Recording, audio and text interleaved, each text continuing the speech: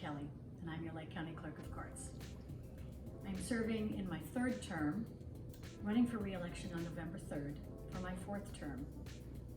Grew up in Willoughby and currently live in Mentor. Hi Maureen, thank you so much for sitting down with me today. I want to jump right in. For those who don't know already, can you please explain the responsibilities, the duties of the Clerk of Courts? I'd be delighted, and thank you for this opportunity. The Clerk of Courts office is divided into two divisions, the legal division and the certificate of title division. In my legal division, I'm the keeper of the records for the Common Pleas Court and also the clerk for the 11th District Court of Appeals. In my title division, we issue motor vehicle, manufactured homes, and watercraft titles in two locations, in Mentor and in Wickliffe, and we do that for the state of Ohio. We are also an agent of the federal government in that we are a passport acceptance center. So, what experiences from your life have motivated you to seek this office? Whenever I say to people, whenever they ask, why did you become Clerk of Courts, I always say, it's not a short story. I've had many careers. I've been in education, I've been in healthcare, and now as a government official. So all of those combined, I think, are the reasons that motivated me to seek an office such as this. Now, I know you touched on it a little bit, but could you kind of go a little bit further? What other similar field experience do you have? One of the benefits, I think, of having a liberal arts education is that it teaches you to learn, and I feel that I do that every single day. So being an educator has taught me many different ways to approach the training. Being a healthcare administrator has taught me of ways to manage people. And again, then working in a government office, a little bit of business on a government office is a good thing. Are there any, changes, advancements that you see coming to this office as we move into this new decade? There have always been changes. The ones I see coming most clearly is that we will continue our mounting towards electronic filing of documents. We are also looking at electronic signatures on titling.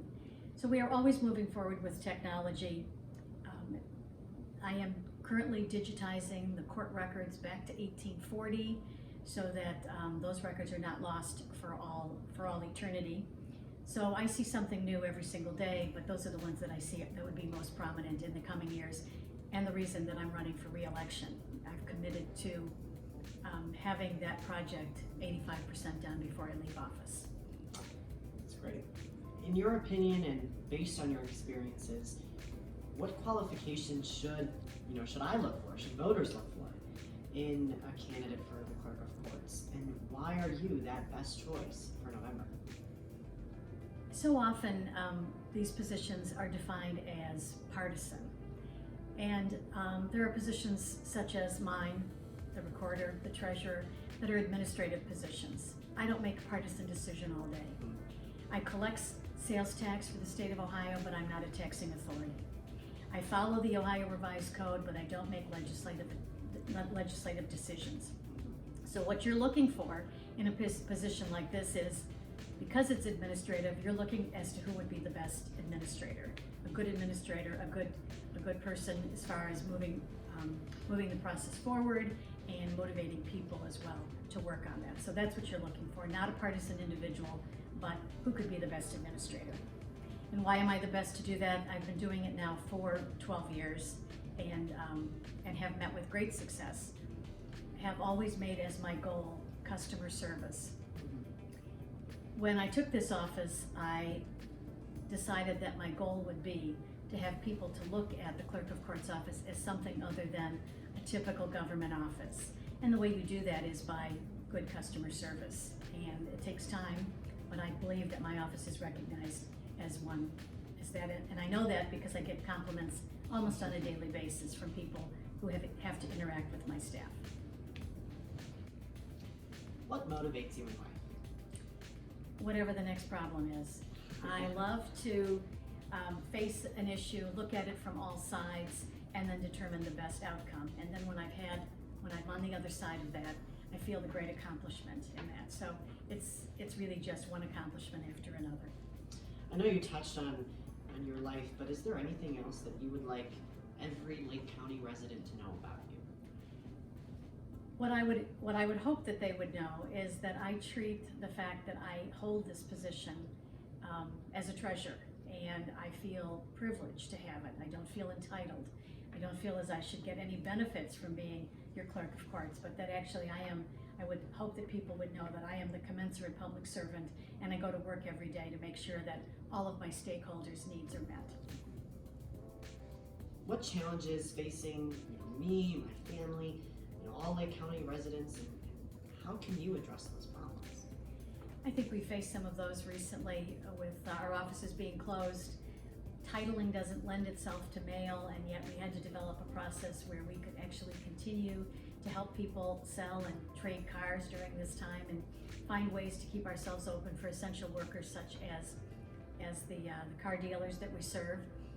We also, cases still had to go forward, even though jury trials were suspended.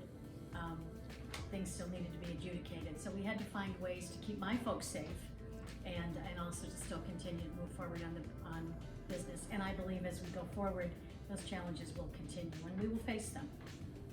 Right. Now, when did you decide to run this year?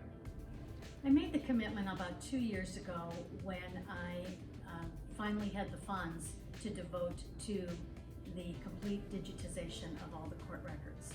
Lake County broke away from Geauga County in 1840, and those records are all my responsibility to preserve. I not only take the records in, but I'm responsible for all records that were there before I took office. And they are beautiful cursive handwriting, but they are on vellum paper that the ink is starting to fade and the paper is becoming brittle. If I don't save them, the next clerk, it may be too late for them. So I made the decision to actually, we are purchasing those services. That work is being done now, and I would like it to be well on its way before I leave office. But it is about a 5-year project, and so when I made that commitment, I made the decision to run this time in this election so that I could see the project through. That's great. Now maybe I want to get into some of the more fun questions here, but what is your favorite movie? I have so many favorite movies, and name the movie and I could almost recite many of the lines by heart. I often kid myself when I will answer someone's question with a line from Pretty Woman or one of those great movies. But one of the movies that I often talk about that is so little known, that is just one of my favorites, is one called Secondhand Lions. Great actors are in it, Jaylee Osmond and Kira Sedgwick. But it's just a story about a young boy who goes to live with his uncles, and it's one of the best stories ever, and almost no one has heard of it. So I highly recommend it, Secondhand Lions. What about your book? What's your favorite book? Well, the last book I read is called A Woman of No Importance by Sonia Purnell. It's about a woman named Virginia Hall, an American woman who was completely overlooked by American intelligence during World War II. So she went to England and actually became a significant force in the liberation of France during World War II. Just an amazing book with some really hard stories to read, but so brilliantly written that you couldn't stop turning the pages. Another book I read this summer is Where the Crawdads Sing by Delia Owens. Again, just an incredibly different topic than you've ever seen before. And I'm committed this year in the year of women's, where we're celebrating women's suffrage, that when I have time to read, the only authors I'm reading are female authors this year. So lining those books up by women authors, and I'll get back to my favorite male authors when the year-long celebration is over. Who is your role model? Well, I have several. My mother was a brave woman who came from Ireland at the age of 20, coming right off a rural farm, and came to America all by herself and settled over here by herself. So that bravery is important to me. But in a political field, I'd say my favorite role model is Judge Cynthia Rice. I met her in 2002 when she was first running for the Court of Appeals, and was fortunate enough to work on her campaign and become her friend. And it is the reason I'm an elected official today. What's something you can't go a day without doing? I can't go a day without doing some sort of a prayer. I start my day out by making my bed, and that's when I think of all the folks who have asked for my prayers or for whom I promised to say a prayer. So that's generally how I start my day. If I come home and find that the bed's not made, I realize that I didn't pray for the people I promised to do so. So that's something I don't go to bed at night without some sort of a prayer of thanksgiving or supplication, asking for some sort of assistance. Now, who is your favorite historical figure? Well, I was a fan of Alexander Hamilton long before it was popular to be so.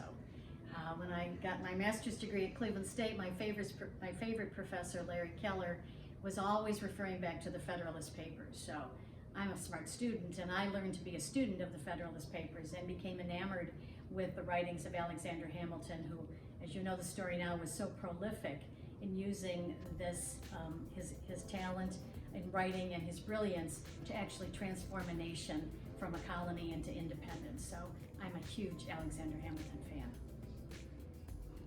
What skill do you wish you had? I really could be a better delegator. I tend to look at a project and think that I can do it best. And I struggle sometimes to give pieces of it away to someone, and then it isn't exactly done the way I think it should. So I suppose it's somewhat of a control issue, but when the projects are important, I think having them being done correctly is important as well. Well, Maureen, we are in the end of our interview here. For the last question, how do you wish to be remembered?